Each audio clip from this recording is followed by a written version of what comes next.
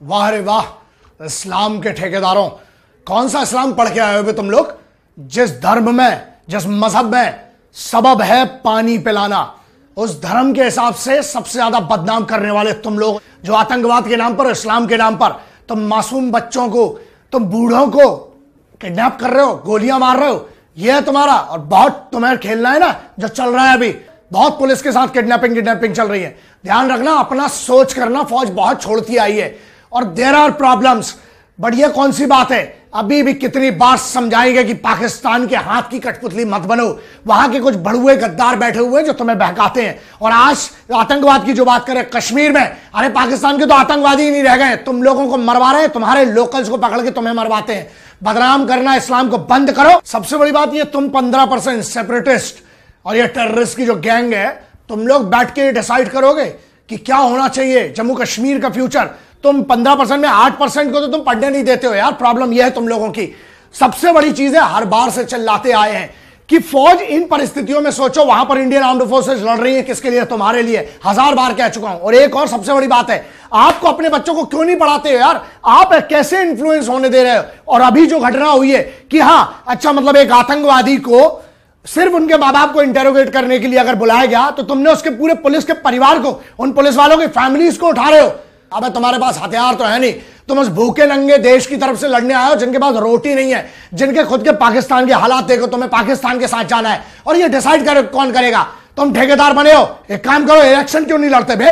जीतते क्यों नहीं है सेपरेटिस्ट? इन परिस्थितियों में जब वहां पर ना अपने इंडियन आर्म्ड फोर्सेस के हमारे पर्सनल जाते हैं, जब हमारे फौजी भाई वहां पर जाते हैं लड़ने के लिए, परिस्थितियां इतनी खराब होती है। What are army doing that? There is a lot of people have asked this question, why do we require the army? अबे कौन डिसाइड करेगा ये? द ऑनरेबल सुप्रीम कोर्ट के लिए इसीलिए 350 से ज्यादा आर्मी ऑफिसर्स, जेसीओस और अदर जो हमारे सिपाही हैं, उन सब ने एक पिटीशन दायर की, एक सिविल एडवोकेट के थ्रू सुप्रीम कोर्ट गए, सिर्फ ये समझने के लिए कि यार उनके रूल ऑफ एंगेजमेंट्स कौन क्लियर करके देगा। Rule of engagements cannot be cleared by the politicians. They have never seen the war. They have never seen the operation areas and the disturbed areas. उनको डिसाइड करने के लिए इसीलिए supreme court जाना पड़ा है। और सबसे बड़ी प्रॉब्लम यह है कि जब वहां पर डिप्लॉयमेंट होता है आर्म्ड फोर्सेस का, जब वो कोई ऑपरेशन करते हैं, आपको पता है उनको फंसा दिया जाता है। उन्हें यही कॉन्फिडेंस नहीं यार, कम से कम गाइडलाइंस तो क्लियर करके दीजिए कि वो मरे कि मारे। दूसरी चीज, जब फौजी को सिविल एरियाज में फंसाया जाता है, तो वहां पर सिविल अथॉरिटीज में उनका डिस्ट्रिक्ट कोर्ट्स हैं या जो वहां पर कोर्ट्स हैं, वहां पर उनका केस चलता है। एक बात क्यों नहीं समझते हो? सबसे बड़ी चीज है, army is the last resource. फौज को आखिरी में क्यों बुलाया जाता है? इसलिए बुलाया जाता है फौज को आखिरी में क्योंकि और कोई रिसोर्स अब बचा नहीं है। फौज यार, सीधी सी बात है, फौज है ना कोई सामाजिक संस्था नहीं खोल के बैठी है। फौज है ना कोई समिति नहीं चला रही है, चंदा नहीं मांग रही है। फौज वहां पर एक्चुअल वहां के जो अनुशासन है उसको मेंटेन करने के लिए, संविधान की रक्षा के लिए, संपत्ति की सुरक्षा के लिए वहां पर है। लेकिन उन पर ही सवाल हो जाता है, उनको फंसा दिया जाता है। और सबसे बड़ा प्रॉब्लम क्या है, अगर आप सिविल में केस चलाएंगे, वहां पे गवाही देने कौन आने वाला है? एविडेंस पेश कौन करता है? जो वहां के कुछ ऐसे सिविलियंस हैं जो इन्फ्लुएंस हो जाएंगे, क्योंकि मजबूरी है उनको कश्मीर में रहना है, वो दबाव में आ जाते हैं। तो कहां से जस्टिस होगा? आपको मैं हमेशा से रिक्वेस्ट करते आया हूं, आज भी कह रहा हूं, the authorities have to be given to the Indian armed forces. Army act खुद इतना स्ट्रांग है, आर्मी के खुद के इतने कानून इतने स्ट्रांग है, जहां पर सिविल में 10 रुपए में छोड़ दिया जाता है ना, 10-20 रुपए का फाइन करके, वहां फौज में 7 साल की सजा हो जाती है फौज के आर्मी एक्ट के अंतर्गत। तो उनको वहीं पर प्रोसिक्यूशन करने दीजिए, वहीं पर प्रोसिक्यूट कीजिए उनको। प्रॉब्लम यह, जैसे सिविल में आएंगे, मैं कहता हूं, हमेशा से कहता हूं, जितने भी केसेस सिविल में चलेंगे फौज के अगेंस्ट में, उनको इन्फ्लुएंस, ये गद्दार, ये मक्कार, ये आतंकवादी, उनको धमका के बेचारे लोगों को इन्फ्लुएंस कर देते हैं। Why 350 armed forces officers, army officers have gone to the Supreme Court? 350 से ज्यादा अधिकारी और सिपाही, जेसीओ साहिबान क्यों गए हैं सुप्रीम कोर्ट अपनी एप्लीकेशन लेके? उसका रीजन बड़ा सिंपल है कि आप कृपया करके जो फौजी हमारे जो ऑप्स एरियाज में, जो डिस्टर्ब एरियाज में है, लड़ रहे हैं, वहां पर उनके रूल्स ऑफ एंगेजमेंट क्लियर करके दीजिए। अगर नहीं हो सकते, कम से कम इतना कर दीजिए, उन लोगों को इसकी परमिशन होना चाहिए, जो वहां के कमांडिंग ऑफिसर है, जो वहां के जीओसी है, जो वहां का ब्रिगेड कमांडर है, जो वहां पर फॉर्मेशन हेड है, उनको यह परमिशन होना चाहिए कि कम से कम वो उस समय डिसीजन ले सकें, उस समय उस डिस्टर्ब एरियाज में डिसीजन ले सकें। उस समय हमारे पास इतना वक्त नहीं है that we shall be waiting for the permissions to come from Delhi और फ्रॉम एनी हायर कमांड। उस समय बहुत कम समय होता है, उन पर भरोसा कीजिए। That is something very important and we have to take a call on that. इसीलिए मैं रिक्वेस्ट करता हूं ऑनरेबल सुप्रीम कोर्ट से कि जो 350 लोग इंडियन आर्मी के जो सर्विंग व्यक्ति हैं, अगर वो आपके पास आए हैं तो उनने कोई विद्रोह नहीं किया है, वो सिर्फ इतना समझना चाहते हैं कि साहब आप कम से कम इतना तो कंफर्म करें कि हम मारे कि मरे, and we can not afford to lose more man. साहब वैसे भी बड़ी बुरे हालात हैं, देखिए लोगों को बड़ा पैसा मिलता है, बाहर जाके नौकरी करने लगते हैं, फौज में वैसे ही जाने वालों की कमी है, स्पेशली दी ऑफिसर्स की कमी है, मोरल डाउन करने की प्लानिंग होती है इन कश्मीर में बैठे हुए उन गद्दारों की। मैं उन सेपरेटिस्ट की बात कर रहा हूं जो हमेशा टुकड़े टुकड़े की बात करते हैं, जो हिंदुस्तान को कभी भी अपना मुल्क नहीं मानते हैं।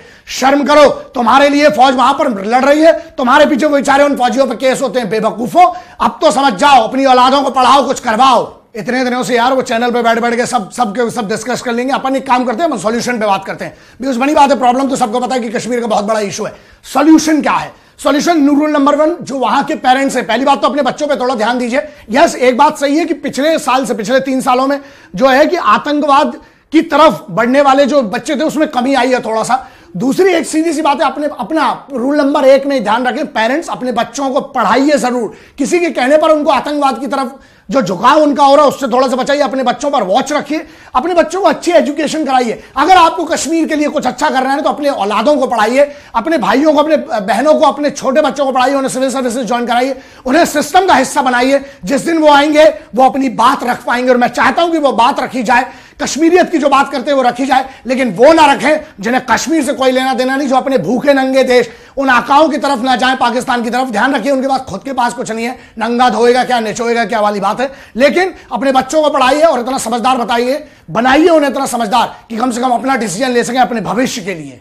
अब जो 350 लोग वहां पर गए हैं, जो सुप्रीम कोर्ट में जिन्हें रिक्वेस्ट की है, सीधी सी बात है, I request the honourable supreme court, यही बात है कि आप कृपया करके रूल्स ऑफ एंगेजमेंट क्लियर कर दीजिए। कश्मीर के लिए जो फौजी वहां पर लड़ रहे हैं उनका मोरल डाउन ना हो, कम से कम वो लड़े रहे हैं। किसके लिए लड़ रहे हैं? उनका कोई पर्सनल लड़ाई नहीं है साहब। हमारे देश में बहुत बड़े बड़े तबके हैं जिनकी मैं बात नहीं करता हूं, लेकिन सही बात है, वो अगर लड़ रहे हैं तो इसलिए लड़ रहे हैं क्योंकि उनको सिर्फ अपने वतन से मोहब्बत और अपने वतन के लिए खड़े हुए हैं, वरना मरने का शौक किसी को भी नहीं है। वो मां भी कह सकती है कि मैं अपने बच्चे को, जिसको मैंने भारत के एक दूसरे कोने में पैदा किया है, कश्मीर की लड़ाई के लिए क्यों लड़ने दूं? लेकिन वो कश्मीर की लड़ाई के लिए नहीं, वो तिरंगा के लिए है। वो वहां पर हमारे शांति रहे इस देश में, इस देश के लोगों को यहां अमन चैन से जी सके, इसलिए वो वहां पर मर रहा है। वो सिपाही जो सुप्रीम कोर्ट में अभी पिटीशन दायर हुई है, उन ऑफिसर्स की मुझे लगता है honourable supreme court has to give a guideline, otherwise we can not be affording losing more man because of the weak guidelines. दूसरा, आप कम से कम उन लोगों को इसकी जिम्मेदारी दीजिए जो ऑप्स एरियाज में रहे हैं, जो रिटायर्ड ऑफिसर्स हैं या जो एनालिस्ट हैं, जिनने सिक्योरिटी फोर्सेस के बारे में, आर्म्ड फोर्सेस के बारे में जिनने रिसर्च किए,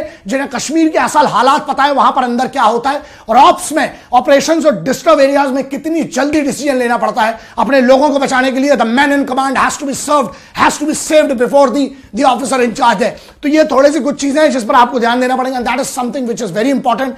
एंड तीसरा सॉल्यूशन जो मैं हमेशा कहता हूं, मुझसे लोग पूछते हैं कि सर वहां पर एक टेररिस्ट ऑपरेशन हुआ, वहां पर हमारे 10 फौजी मर गए और 2 या 3 टेररिस्ट मरे, तो क्या है इसके पीछे रीजन? बड़ा सिंपल सा यार दोस्त, प्रॉब्लम ये है कि हमारे इधर फौज जो है ना बड़ी एथिक्स वाली है, वो अपने लोग समझती है। वरना यार बड़ा सिंपल सा है, जो एक घर में 10 आतंकवादी घुसे हुए हैं और लोग जो है समझ में नहीं आता वो घर उड़ा देते हैं। लेकिन यहां पर क्या करते हैं, हमारे इधर पूरी टीम जाती है, अंदर जाती है, रूम इंटरवेंशंस करके पूरी सर्च करके बच्चों को बचाती है, फैमिली को बचाती है। उसके बाद उनका सेकंड मोटो होता है टेररिस्ट को न्यूट्रलाइज करना।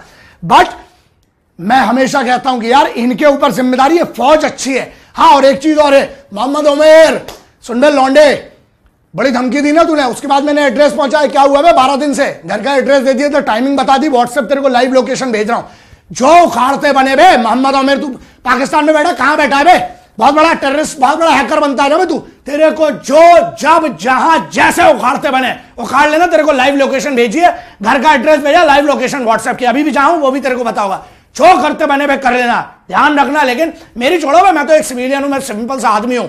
लेकिन अब तुमने उनको छेड़ा जिनके पास वर्दी का अधिकार है। देखते हैं, अब समझ में आता है। सुबह मांगो आजादी, 2 एप्लीकेशन, शाम तक तुमको देंगे आजादी। अगर भारत के संविधान का सम्मान करता था, हूं और रहूंगा, और उसी संविधान ने बांध के रखा है हमारी हिंदुस्तानी फौज को, कम से कम उस संविधान के हिसाब से जो सही है वो सही है, जो गलत है तो गलत है। इज्जत कीजिए, सम्मान कीजिए। जय हिंद, वंदे मातरम, इंकलाब जिंदाबाद, भारत माता की जय। देश को साफ रखिए, सबसे पहले गंदगी बाद में भी साफ हो जाएगी। सबसे पहले इस वतन को गद्दारों से साफ रखिए। जय हिंद।